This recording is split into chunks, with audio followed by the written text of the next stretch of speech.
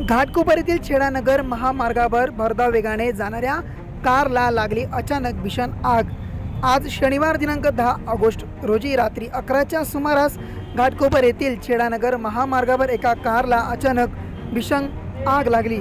या आगीत कोणीही जखमी झाले नाही, मात्र काही वेळातच गाडी पूर्णतः जळून खाक झाली असून मोठी वाहतूक कोंडी या ठिकाणी झाली होती।